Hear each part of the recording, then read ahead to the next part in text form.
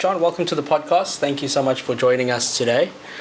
I actually wanted to ask you first question. I was trying to search you on Instagram. Do you have Instagram? No. Really? No. How come? No Instagram, John. I don't like social media. Why? No, I don't like social media. I've seen it ruin people in the past. Yeah. And also, it's a schlep if you have to keep up with Facebook and you got these friends and you So add you're not on friends. anything?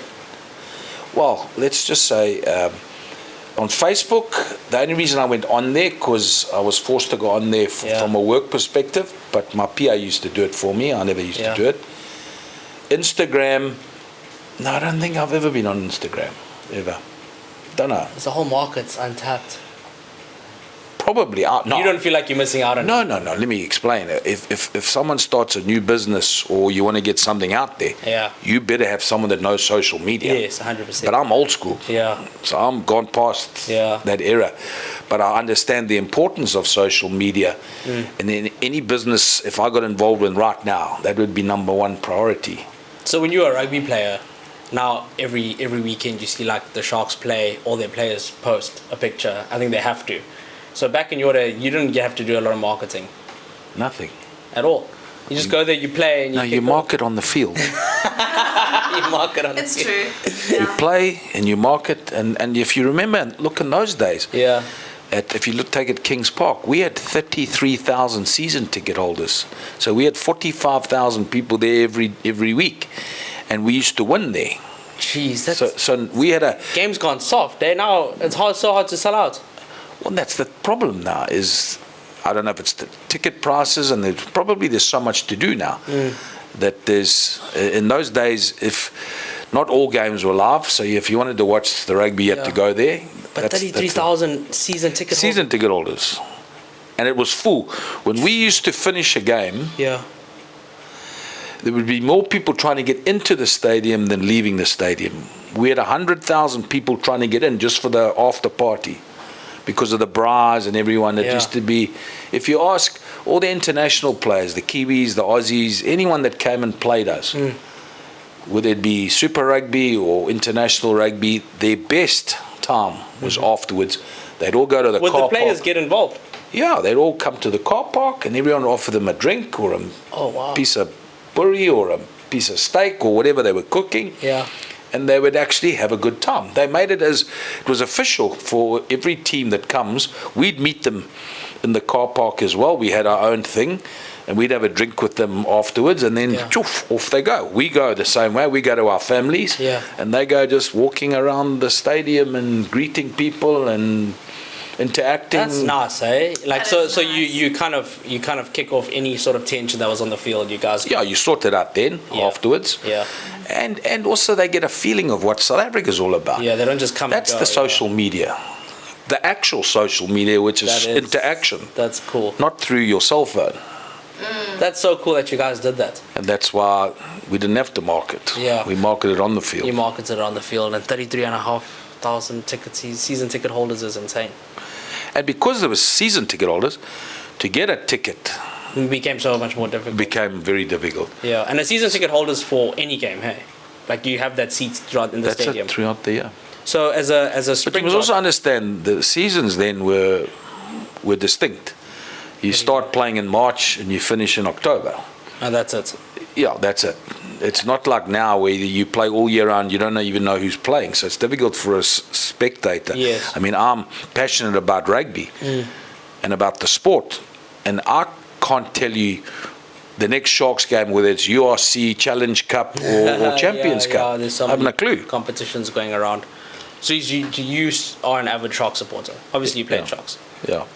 But so I'm jumping question here because I just want to know now. When it comes to international, who do you support? Scotland or South Africa? No, they say my standard answer is I'm a man of two hearts. The heart where I was born, and where my passion comes from is Scotland. Yeah. And the heart where I grew up and who taught me how to play rugby, which is South Africa. Okay. So I'm very to both. So I've got both hearts. I'm in both camps. When they play each other, it's the best day of my life. Oh, really? Best day. Okay, how come? Because I wake up in the morning and I know I'm a winner. Either way. Either way, you're celebrating. Either way. I'll have 2 scarves, and the one who wins, that's the one I lift up. Yes. And I'm a winner. I can't lose. It's the best day of my life.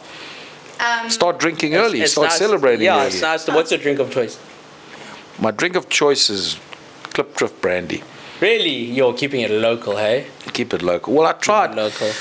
Well, they tried to get me when I went to Scotland. They tried to get me on whiskey, but unfortunately, when I was in Defence Force, the Blue Biller up there got me first, and they got me onto the Brandewijn. And when so how long were you in the Defence Force for? 2 years. And they had a rugby team there as well? Proper rugby team. What do you mean proper rugby team? In those days, the Defence Force, everyone compulsory. Okay. So everyone had to go to the Defence Force. Yeah. So the top provincial players in the country went to Army. Oh. So when you got off the train, you got off the train in the Army in Voortrekkerhoogte where I arrived. And I captained Natal under 20 before I went there. They would look at that as you get off, they'd say, "Where'd you play rugby?" So I'd say, "I captained Natal under 20, you go left." I captained Northerns, you go right. I played for Northerns, you go right. I played for Northerns B, you go right. Played for Transvaal, you go right. Played for Boland, you go left. Oh, so they pick off the big dogs. The big dogs first. Yeah. In those days, because Natal was considered B division Currie Cup. Yeah. Now they've come through. And every player, so when I played in the Army, I had to work through the system. Mm-hmm. So you start with unit rugby, then you play platoon rugby, then unit rugby, and then you play unit league, and then only do you get to go into the Defence Force. My Defence Force team there was probably 8 Springboks playing in my team. So if you're a rugby player, do you leave everything you're doing to go serve for 2 years? That's what your life is for 2 years. Yeah, whether you're a rugby player or whether you're working, and then you come back and you carry on with being a Springbok. Yeah, but they weren't Springboks then. Yeah, but they became Springboks. They became Springboks, yeah. Sure. And so but they played provincial. As a Defence Force now, which teams are you playing? No, you're playing the hardest. It's called the Carlton League. Okay. The hardest league in the world by far. Then, by far. Yeah. You can't even. You're playing against. If you think about where Defence Force could pick everyone. Yeah. And they handpick you. Yeah. So that's why they all come to Pretoria, because they want them. That's the base. Pretoria and Cape Town were the two. Okay. Sometimes Free State, they had not bad because they had a couple of 1 battalion and units there. But generally, those were the 3 main things. And they used to pinpoint who goes. In Northerns, which was the strongest of all 3, you also had Tukkies, where you had Naaspoort, Burger Geldenhuys, Springboks that were there. Jeez. Then you had Harlequins, where they had Springboks. You had the police, they did the same thing. So if you didn't go to the army, you went to the police. They'd send them all to things. Then you had prison services, they did the same thing. What year was this? This was in 86, 85, 86, hold on, only one. 85, 86. Sure. Where would you classify those years of your rugby in terms of your favorite years of rugby in your life? Those years were what made me indirectly. Really? Because I had to work a lot harder. And also I was English. So I was the only English-speaking guy in Defence Force. What else? What do they speak? Afrikaans? Afrikaans. Did you learn to speak Afrikaans? Oh, yeah. Yeah. Drink brandy and speak Afrikaans. So you can speak Afrikaans now? Yeah. Heeltemal tweetalig. A Scottish that can speak Afrikaans. Fortunately, my youngest son was the talented rugby player. Yeah. My oldest son played rugby in all sports. Yeah. But he had all his mates wanted to go to college. Yeah. Right. And some of them went to DHS. So his option was college. Yeah. And I said to him, but you've got to look at Glenwood first, because I went there and your uncles went there. So he says, but I want to go to college. I said, okay, the deal is we'll go to college. I'll enroll you in college. I'll enroll you at Glenwood. And when you go to, but I've got a tick box. Yeah. 10 items, and then we work it out. So then he went to college, and then we ticked all the different items, facilities, yes, setup, sport, you name it, all these 10 things, education, you name it. And then we compared them, and there was one or two things that he liked. He liked the facilities at college. Yeah. That was the only thing, really. Yeah. So I said, and he wanted a board. So I said, it was very simple. Glenwood doesn't have as much facilities as big as college, but they can board. You can board. Yeah. So he bought it. So Glenwood, so you chose Glenwood. And then the second deal was, I said, okay, you've got 6 months. Yeah. If at any time in 6 months, no, you've got 3 months. Yes. If at any time in 3 months you're unhappy, I'll enroll you at college, but you're spending 6 months because you can't move out within 3 months. Within the 3 months, yeah. Half year, you'll go to college. And I knew the guys at college. Yeah. And they said, fine. And 3 weeks. I said, then I'm happy, eh? Oh, straight up. He made his 3 call weeks. early. 3 weeks. Green machine. 3 weeks. This was your second, the eldest My one. oldest son. And the second one, was it easier? Well, it was much easier, even though he got a bursary to go to Markethouse, huh? Play rugby. Full bursary, wow. because he played Craven Week under 13, so he got a full bursary. Yeah. And but his older brother was at Glenwood, so that he didn't They were in school at the same time. 1 year, 2 years behind. Yeah, so obviously you want to go where your brother is, so you get that. So I offered him, you've got a bursary there. Yeah. Glenwood gave him couldn't afford a full bursary. They gave him a half bursary, and but he wanted to be with his brother. So did any of them play first team? The middle one, Or at what? Connor. In Matric? Matric. You also played first team, hey? Yes. It's what, 17? 17, yeah. Was it grade 11? No, Matric. Matric. Yeah. What's it like? I didn't go to, as you can tell, I didn't go to a high rugby school. Yeah, so when I went to school, I was a soccer player. So I was Okay. I was born in Scotland Yeah. with soccer, which was soccer mad in Scotland. Okay. Glasgow. Because I was Glasgow. Okay. That's where I was born. And my parents obviously loved soccer. My dad was fanatic about soccer. Yeah. And I played for Mbila, and I played quite well. And all my brothers played as well. And we won trophies. What position were you in soccer? I was a left back or midfielder. You fit, eh? No, I preferred Midfielder. left back. I preferred left back. Yeah. And when I went to Glenwood, I carried on playing soccer, and then I played all sports. You know, I played rugby, cricket, hockey, softball, baseball. I did everything. Yeah. But the one that grabbed me the most, the one that I was most passionate about, was rugby. And I believe that no matter how good you are in any sport, the one that you're most passionate about, even you might not be the best, Yeah. play. That's the one you play. And I tell that to kids when I speak at schools and things like that. Yeah. It's what you're more passionate about. And even to the point that my dad didn't watch me play rugby because I stopped playing soccer to play rugby. Oh, and he wanted a soccer player. He wanted to watch soccer. Yeah. So he said he stopped. He didn't watch me ever, but he did. His dream, when he realised the fact that I'm playing rugby is for me to play for Scotland. The moment I phoned him, told him I'm being picked for Scotland, I could hear he's crying on the phone. And So you were the that's first when in he the family. You didn't have like a heritage of people before you that played? No, I had an older brother that played first team at Glenwood before me. Rugby? 1 year before me, rugby. Okay. And he's a good sportsman. And Did he go on as far as you went on? No, he's gone on in other sports. Yeah. I mean, he played South Africa softball.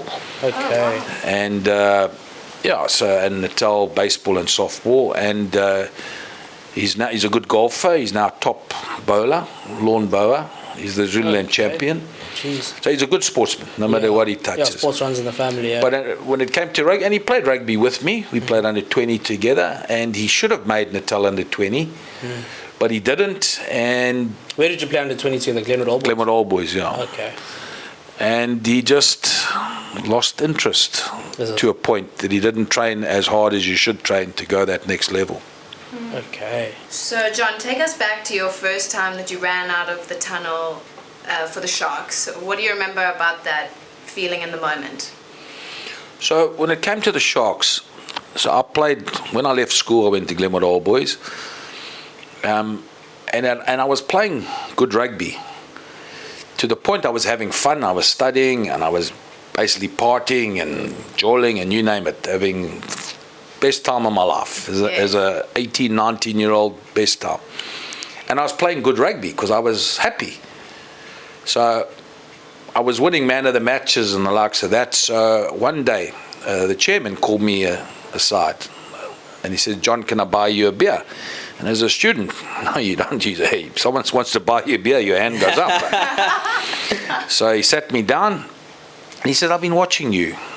I said, "You've been man of the match quite a few times and you'll probably play in the tail under 20. Have you ever thought about taking rugby seriously?"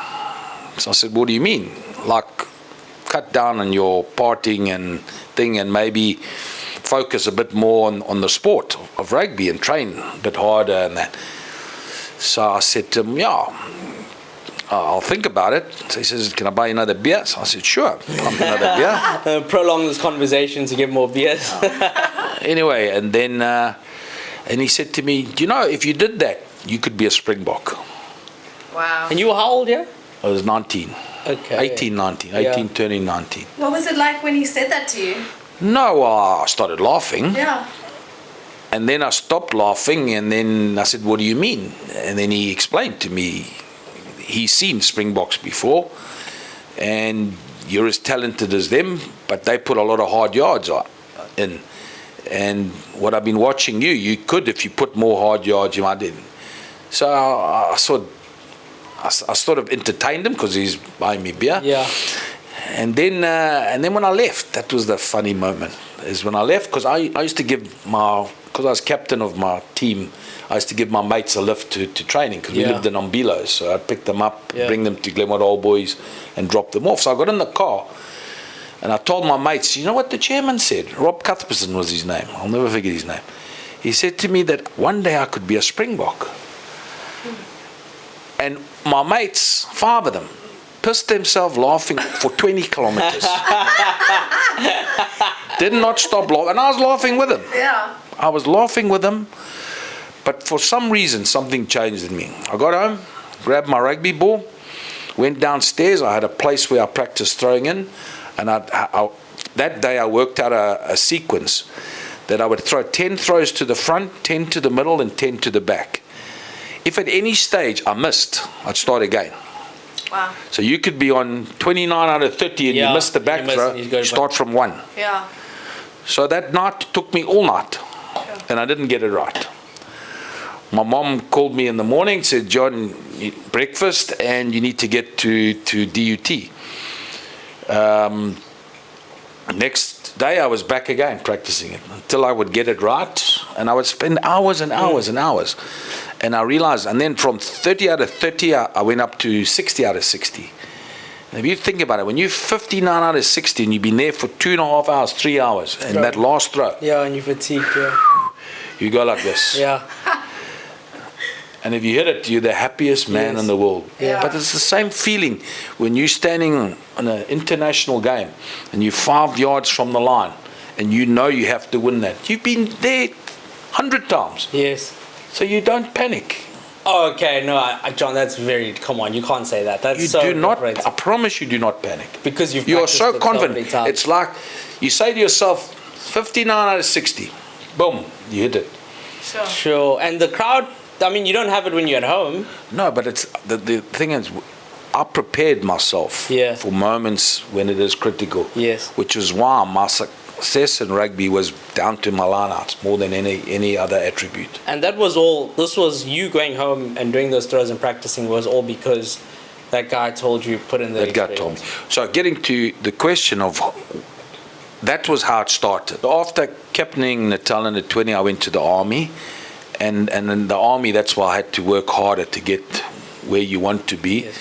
But when I got back from the army, you know, once you play SA Defence Force and Northern Defence Force, you've got a name. Oh, okay. So coming back to KZN, you know, playing for my club who knew all about it, and because I captained under 20s before, and they'd wanted me to play first team back then, and I said, no, I'm playing under 20. So I played first team at Glenwood Old Boys, and the Natal noticed me. It was Natal in those days, not the Sharks. Okay, yeah. And they noticed me, and I went to trials and that, and then I was in the squad. Yeah. And then I sat on the bench. But growing up, I dreamed of running out the tunnel for the Sharks. Wow. Okay. I didn't dream You about. manifested it. I didn't dream about scoring tries. I should have, Yeah. but I didn't dream about scoring tries or being famous or anything like that. I dreamt about running out the tunnel for the Okay, Sharks. so you running out the tunnel for the Sharks. With Sharks and that jersey dream on. came true. What does that feel? No, and then that's the point is, so I sat on the bench for Rob Hankinson, who's a great hooker, and played 100 caps for the Sharks. I sat on the bench virtually the whole season, watching him play. Because in those days, no reserve goes on the field. What do you mean? Only when they get injured do you go on. Oh, they play the full Okay. game. There's Full no game. tactical changes here. No, not in those days. No, it was illegal. You had to be injured. They check you injured, then you can go on. So yeah, you were reserve, not even a substitute. Yeah. So you were a proper reserve then. And he was tough, so he very seldom got injured. In fact, he didn't even get injured. It was a flank that got injured. Yeah. And I went on and played flank. As a flank, okay. So I got my first cap at flank, Okay. but I didn't run on the field. I took my tracksuit off from the bench and walked on. Oh yeah. Did not run out the tunnel Onto the field. onto the field with number 2 on my back. And that was my dream. Yes. And then that Tuesday I played for my club and I snapped my knee. I snapped my knee in 3 places. They call it the triangle. So I did my medial ligament, did my cartilage, and I did my AC ligament. So So were you out? they told me I What a would shit luck, guys. That's Yeah. terrible. outside one taste. Not even a whole game, half a Yeah. game, one taste. Snapped my knee, and the surgeon, before I went under, I said, "Please, sir, make me play rugby again." He says, "John, I don't know. I don't know." And then when I came out, he says the operation was a success, but the chances of you playing top rugby is virtually nil. Jeez. And I was devastated. Yeah. How old were you here? I was now then 22. Yo, that's 22. hard pill to swallow Yeah. there, eh? And then there was a lady, Joyce Morton, who was the physio. Okay. And I used to go for rehab and physio. And she was at Glenwood. She actually, years later, was the physio for Glenwood School. Okay. When she left Natal, and that she was our physio at Natal. But she had a practice out at Davenport. I used to go there, and she used to do the rehab on me, and then I used to go to Glenwood High School, and I used to do my rehab training there, running and things like that there to get fit. And she told me one thing. She said, "John, you must understand, medically, maybe the doctor's right. Yeah. But mentally, that's up to you. Yeah. No doctor should tell you anything. It's up to you to decide whether you can play or don't play." Wow. And That's great advice, eh? and then that's when I realized, okay, I'm going to get my knee right there. Yeah. So that rehab, so I was out basically for 7 months, but fortunately it was the end of that season, so I had the pre-season to get ready. And then I got picked. Rob Hankinson had retired, and there was new guys on the block, and I played in the trials, and then eventually I got picked as the number 1. And then the beginning of that season was the first time I could actually sprint out the tunnel, which is why. Wait, when you say number 1, you mean the number 1 for number 2, hey? Yes, Okay. the number 1 hooker. Yeah. So I'm running on the field, out the tunnel. Wow. Which is why, if you ask people that watch me, those 33,000 or 45,000, I used to sprint out that tunnel so fast that they used to think that police dogs were chasing me. And they thought I would never stop. I'd pull a hamstring. And if you ask anyone in my area, if anyone remembers John Allan playing for the Sharks on Natal, they'll say that's the madman running up the tunnel. But I didn't know I was going to sprint out there. I just remember dreaming sprinting out. Yes. Yeah. So I don't know what overcame me. It was as if it's like a release, because I get worked up before a game. I get pumped up. Yeah. And it was like a release. When you run out, Like so a rocket. it doesn't matter who's in front of me, whether it be a club team or whether it be an international team, whether it be Collegians or All Blacks, doesn't matter. I'm ready. Yo, what a rush of emotions, man. So John, was there ever a point early on where you thought, I'm not sure if I belong here, and how did you push through that? There was a point at one stage in the army when you're English and you're trying to break through, and you don't. You can see they didn't want you. Yeah. Oh, they made that obvious. Yeah, they made that obvious. Okay. Soti, this, you call you all sorts of things, but which I understood. Yeah. I understand in those days, English and Afrikaans was a problem in the sense when it comes to sport, things like that. The towel bulls and things like that. But when you're in the army, it's more. Oh, it's hardcore. And yet the irony, it's in the army where you actually start mixing with all different people, and you become mates with Afrikaners and things like that. Yeah. So it's like an oxymoron. It's anyway. So then in the army, I didn't feel there, and then before I went to Scotland. So while I was playing Sharks, but you must understand that South Africa was isolated because of the apartheid era, so they weren't allowed to play international sport. But they would have these tours that would come out, and they'd pick a Springbok team or South African 15 to play these tours. Yeah. So just before, what made my decision is I played in the trials. So World 15, they were going to bring a World 15 out, which was caused a whole big drama, and there was a whole issue internationally. This World 15, but I think they were getting paid because those were the amateur days. That's like what, the Barbarians? Like a Barbarians, but a World 15. So it got picked from all people all over the world. And then they had trials, Springbok trials. Now I was playing Natal in those days, and I went to the trials, and I think there was only 2 Natal players that went to the trials down in Eastern Province, which East London, PE, and the Broederbond was still in charge of rugby in those days. Okay, what's that? Broederbond is the union. No, it's Afrikaans Secret Society. Okay. Whatever you want to call it. Yes.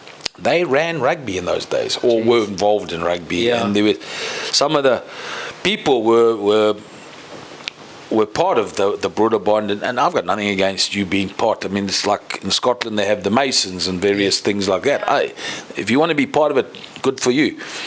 But one of their guys, you could see he did not like me because I'm English. Soti. When he says I'm English, I'm Scottish. I'm closer to you than an Englishman would ever be. But anyway, I felt a bit out then. I actually felt alienated. And when I actually got down to have lunch at the time, because it was mainly Northerns and Western Province players, mainly with the sprinkling of Transvaal players. There was very few Natal players. And I came into lunch and I realized, what table do I sit in? So I sat on my own. And I take my hat off to some of the top players, Jannie Breed, Michael Du Plessis, Nas Botha. They got up and came and sat with me and had a chat with me. So as much as I felt alienated by these idiots who were part of the management or part of the thing, I felt welcome by the others, by the players. And were those guys older than you? Yeah, much older. Okay. And that's one of the reasons why I decided I'm going to stay on that path. No, I'm going to play rugby in Scotland. Not because of that, but because I realised, because in that, the tour was on and off, and I realised that there's a World Cup coming up in 91. And if I don't, and this was 89, if I don't make, this was 88, I think it was, if I don't make a decision and go and play in Scotland, I'm not going to make the World Cup team. Yeah, this was before you were allowed to play for Springboks. Yeah, because the Springboks weren't Springboks, it was like South African 15. I mean, internally it was all the politics and stuff around it. Yeah, it was all the politics. So you made the move back to Scotland to be able to play. This is where you played. No, for I made Edinburgh. the move to play in a World Cup. That was my. That's why I moved. Yeah. Is I realised that I thought it would take me. I went in '89. I thought it would take me 2 years to get recognised and picked to play for Scotland in the World Cup, because South Africa weren't playing in the World Cup. Well, what did it take? You had a name in South Africa. You got out of Scotland. Do they know you already? Yeah, no, they knew me. They knew of me, and they knew probably, that's what I'm saying, right time, right place. I went there, when I snapped my knee, which was a year prior, or 18 months prior to that, I went to visit my family in Scotland. And then another friend of mine who was at my rugby club, Glenwood All Boys, said, go and see this guy who's the chairman of Edinburgh Academicals. Okay. So I went to go and see him. He was the Reverend Howard Hazlitt, which years later he married me. So when I was having a meeting with him, and he was the chairman of Edinburgh Academicals, and as a good Irish priest, he had a few Guinnesses. We had a couple of Guinnesses, and then when I got downstairs, he introduced me to two players that both played for Scotland. One was David Soul, who captained Scotland. The other one was Jeremy Richardson, who captained the club. Okay. And he was a second row. And he said to me, John, can you throw a ball in a line out? I said, throw a ball in a line out? Easy. So give me a ball. And I stood on the corner flag. I said, you see where the poles meet? I'm going to hit that. From the corner flag? From the corner flag. See where they meet? I'm going to hit that dead on. Did you hit it? So you must understand, I'd had 5 Guinnesses. Splitting the G. So I was quite confident. So he gave me the ball.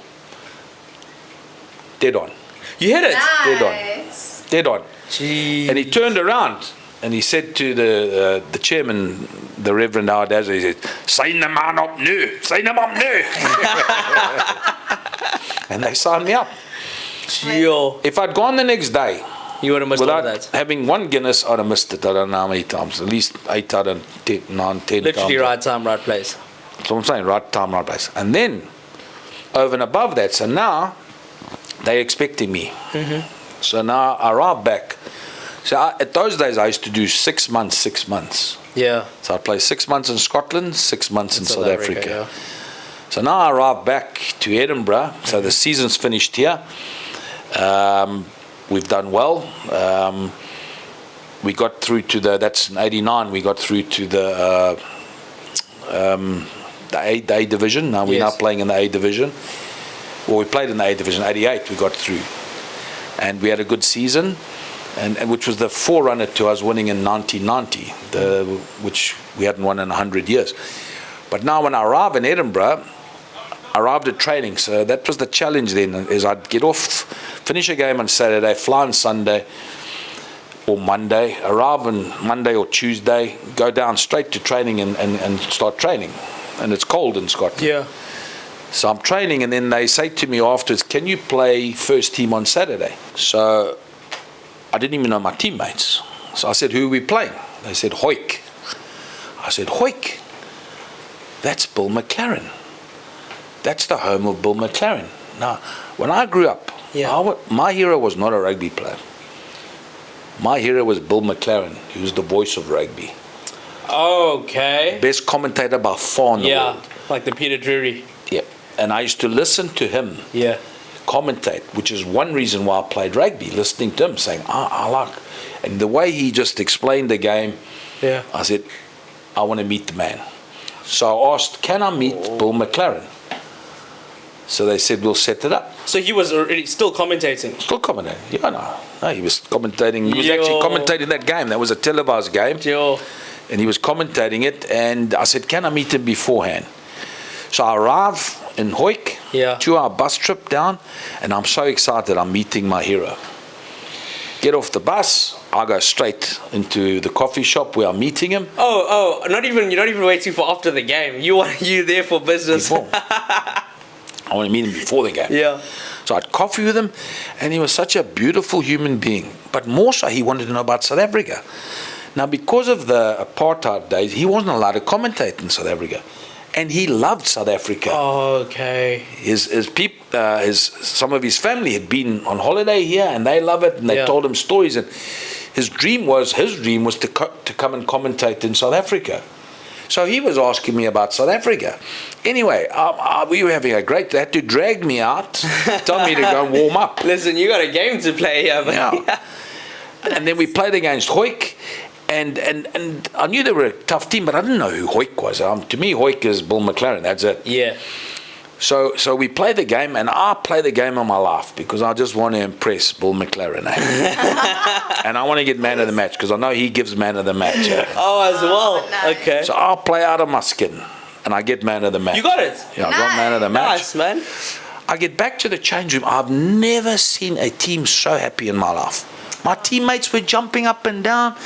They were just as if they'd won a World Cup. And I'm going, they've just won a rugby game. Yeah. What are you so excited? So I didn't know because I'd agreed to meet Bill afterwards for not a coffee but a proper drink. Yeah. And so I didn't wait around. They all jumping around. I'm going back to quick Bill. shower. I'm back to Bill. So Yeah. when I go back there, I say to him, Bill, why is my team so excited about winning today? He says, John, that's the first time you've beaten Hoik in 150 years. What? What did you guys rinse them? Or, No, it was a tough game. Oh, so it was a tough game as Very well. tough. 1 or 2 So points. you almost won the game for them with being man of the match. And everything. No, I don't think I won the game. My lineouts were great, which helped win the game. Yes. But it wasn't down to me. So they never told you this prior to going to our bus I trip? didn't even know my teammates. Well, I met the one or two of them. I knew the locks that are jumping for my ball, Jeremy and them. But other than that, I met them after that. Then I became their best mate. No, but the best though, and that's what I'm saying. Right time, right place. Now I'm busy talking to Bill. So he tells me 150 years. Anyway, we carry on. He wants to know more about South Africa. 2 guys walk up. And they start chatting to Bill. So Bill, then he introduced them to myself, and then they're chatting to me. But I'm like, I'm being polite, but I'm like, move on. I'm with my hero here. Like, move on. So they eventually do move on, and Bill says to me, John, do you know who that was? I said, I haven't a clue. He said, that's Ian McGeechan and Jim Telfer, the Scotland and British Lions coaches. Oh. I went, oh my God. I said, was I rude? He says, no, not at all. You were actually very polite. Okay. I said, what did they ask me? He says, they asked, are you available to play rugby for Scotland? I said, what was my answer? He says, you nodded your head. You didn't. What was my answer? You nodded your head. Oh, yeah, and that was it. And 3 months later, I got fast-tracked So into what? the They Scottish came setup. to you there. You just don't remember. No, they came to watch the other hooker, Jim Hay. Right place, right time. Okay. That's what I'm saying, right place. They came because they're the Scottish champions. Hoik. Yeah. Oh. So and half of them were Scotland players. Yeah. So they came to watch their players and watch the other hooker. And you snubbed him to make Scotland, or did he make it as well? No, he was the one that got That's ousted because to play start on Tuesday, game on Saturday. You say yes. It's Hoik. You go meet your hero. While you're chatting with your hero, guy comes and asks, "Can you play for Scotland?" Like, you couldn't have been in the more perfect place at the more perfect time. which is why I say, but you had to be prepared. Yeah. You had to be ready, and that's why And if I'm you saying string it back, you had to tear your knee, because otherwise you wouldn't have gone to Scotland, wouldn't have signed the deal, wouldn't have. Yes. So that's what I'm saying. There's the man upstairs has got a path for you. When you played rugby in that era, you didn't have the creatine, the whey protein, all the supplements and all the brands that everyone gets affiliated with. So what was the nutrition like for you as a rugby player, professional, without all of that? Food. Yeah. We in my day it was mainly what you eat. I'll never forget my first game playing for the Barbarians. Yeah. It was quite a drama getting there because my brother got married and I left Italy. He got married in Italy. Okay. I left there and I landed in London and there was a strike on. So there was no trains working, so I had to hitch from Heathrow all the way to Leicester to play for the Barbarians. Jeez. So I didn't sleep overnight. I was hitching overnight, and the odd taxi and the odd lift and the odd bus. And then I arrive at 11 o'clock, just in time for them to have their meal. We were playing at 2 o'clock for the Barbarians. And we had a great team playing. You had the likes of Philippe Sella, you name it, Campisi, you had the Scottish guys, Hastings, and we had a proper team. Yeah. And Serge Blanco, the famous French fullback, and he was legend fullback, was sitting next to me for lunch. So I was still new. still young in those days, so I'd listen to what they taught me. Pasto, that's what gives you energy for when you play a game. He clearly didn't get that memo, so he had a steak, egg and chips with a bottle of red wine and smoked gulwas. Before a game? Before a game. Gosh. Hey. And he played outstanding. In fact, they told me, this man, Serge Bang, ain't going to kick the ball. So when the ball goes back, get back, because he's going to run it. And did he run it? And did we score some beautiful tries because of that man? So when it comes to food and helping you, when I saw that, I said, well, anything's possible. Yeah. But I do understand you've got to, especially if you're training the amount, as professionalism started creeping in, you had to get more supplements. You had to supplement your to get more energy.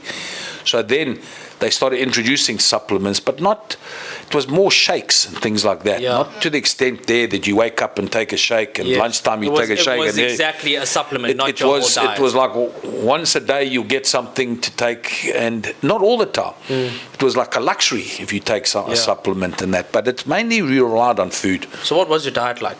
Like what food what was a pre-match meal for you? So my pre-match meal is potatoes, baked potato, with either mushroom or mince or something like that on it. That was my preferred. And drinking? Drinking, it would be water, basically. Oh, you wouldn't do the red wine like your friend? No. I wasn't that. I'd come through an era. It depends what era you come through. I'd come through an era that before a game you don't drink.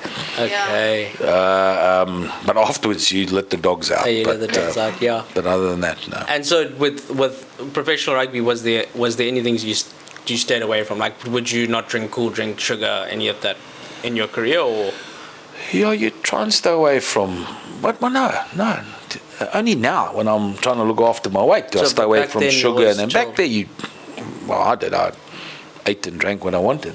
Oh, you're burning through it, eh? Burning through it, but then I was slim. I didn't have to. I didn't have a problem where, like for example, Ollie LaRue. I mean, our conditioning coach used to follow him around to see if he was going to hamburger, if he was going to McDonald's. Try and keep him out of McDonald's. He says, no, you can't eat junk food. Yeah. So I wouldn't eat much junk food. I'd have the odd one, but it wasn't my. I grew up in Scotland, and my parents gave me virtually potatoes every day, so I love potatoes. Yeah. Love potatoes. Potatoes and meat, that's my game. That's it. Yeah. Do you like haggis? I do like haggis. Yeah, me too. What's haggis, guys? It's what is haggis? It sounds bad when you say it's a sheep's brain, but it's not. They say it's a sheep's brain to scare you, but it's probably so. It looks like a brain when you look at it, but it's the interns of a sheep. But it's a little bit like mince with a different taste. Yeah. Is it a Scottish dish? Yeah. Yes. It's haggis, neeps, and taes, which is haggis. Neeps is turnips, and taes is potatoes. Do Scotland have like what Brits call Cockney rhyming slang? Do they have like their own slang, like neeps instead of turnips? They have their own language. I did not know that. What language do Scottish people speak? Well, they have Gaelic. Gaelic, yeah. So that's an actual language. It's not like a slang way of English. No, it's Gaelic. Gaelic's proper. Yeah. Okay. I can't speak Gaelic. You learn some Afrikaans before you learn Gaelic. But also in Scotland, if you're in Glasgow, you'll have a different slang to Edinburgh, and a different sound in the way you speak, and then to the borders. Edinburgh borders in Glasgow, and then north, across the bridge, across the Fife Bridge, they also speak different. What sounds different, but it's the same. But you can get by in Scotland easily. No, I can get by all of those. I can understand them. But if I take you there, you won't understand a word. Edinburgh, you'll understand. But the rest, you'll battle. That's hilarious. You will. I've heard it. It sounds similar to English, but also not. Yeah. No. So, John, you've achieved a lot in your life, geez. Sharks, Springboks, Scotland. What is your biggest achievement in life with everything considered? So, look, playing for the Sharks, when I grew up watching the Sharks, that's great. Yeah. Playing for Scotland, the country of my birth, my father's dream, that's great. Yeah. Playing for the Springboks, which was my dream, was great. But those are all certain times of your life. Yeah. Leaving a legacy and doing something, to me, is far more important. And I was the co-founder with a good friend of mine, Gavin Regis of SA Rugby Legends. Yeah. And that, to me, is the biggest achievement in my life. And the reason being is, when we started, I went to Gavin and I said, I have this idea. I believe that we need to give opportunity to everyone, not just the main schools. We've got to target the other schools that aren't being targeted and bring them into the system. Yeah. And we do have quota problems here and issues and political issues. If we sort out to give everyone opportunity, those will disappear. And he agreed with me. And we went on tour. We went to Scotland, where I'm connected, and we had a good tour with all the guys. And then after the tour, guys had the most wonderful time. And I said, boys, there's no such thing as a free lunch. We are starting an association called South African Rugby Legends Association, and we need your help. We need your help to go and coach people. We'll not be a lot of time. Wherever we are in the country, it'll be a week here, 2 days there, 1 day there, and we also need you to play rugby as an exhibition and things like that. So you will be the marketers, but we will link with schools and develop. Hands up. All 40 hands went up. Whoa. And that's how it started. Then we had our own constitution, our own code of conduct, our own protocol. How many years ago was that? 25 years ago. So this is our 25th anniversary this year, Sure. And the beauty of that, in that time, we started, so if I can give you the example in Cape Flats. Cape Flats started with one school, Spine Road, headmaster, top man. Looked after in Spine Road, it's in the heart of the Cape Flats, it's gangland. Yeah. And lots of drugs there, and his mission was to get the kids off the street because they would become drug runners and the likes of that. Started with one school, went to 10 schools, then to 110 schools. Now we have over 200 schools in that whole outer region playing rugby in a proper systematic league, and there's no more drug runners there. Wow. Which, to the extent that Dale Santon, who worked with me closely on that, in fact it's his little baby, is the drug lords bombed his house because he was taking all the runners away from him. It was so successful. Which eventually, the good thing is the people there knew we were doing good, and they sorted out whoever bombed his house. I don't know what they did. They found them, but you guys are literally saving lives. Yeah, so that's an example. But overall, we call it the VUCA program, which means mass participation. So we have 30,000 kids all around the country, which we, together with the provincial rugby unions and SA Rugby, coach and put them into teams, and we get them to 4,000 where they play each other, and those 4,000 become 400, and then once a year we call it the Ikawe. So it's like the Craven Week, like the Grand Coma Week, but it's the one below that called the Ikawe Week. And Ikawe means champion, where we take these 400 kids and all the top schools in the country come and watch, and they give bursaries to all those kids. Amazing. And they bring them, because the biggest challenge, and these are under 15, the biggest challenge prior to that is, whether you're in a rural school or township school, is feeding, gym, conditioning, all those things that at the mainstream schools the pupils would be getting, they don't get there. But now, identifying those kids, they all go to those mainstream schools, and at under 15 they start getting fed, condition, gym. More importantly, they get a good education. Those kids are the ones that come through, because at 15, that's when you know whether you're a prop, lock, hooker, scrum half, fly half, wing, and they come through the system. And that's my biggest achievement. And when you watch, we've got about 100 plus provincial players that have come out of that system. Oh, wow, okay. We've got a few Springbok Sevens players that have come out of that system.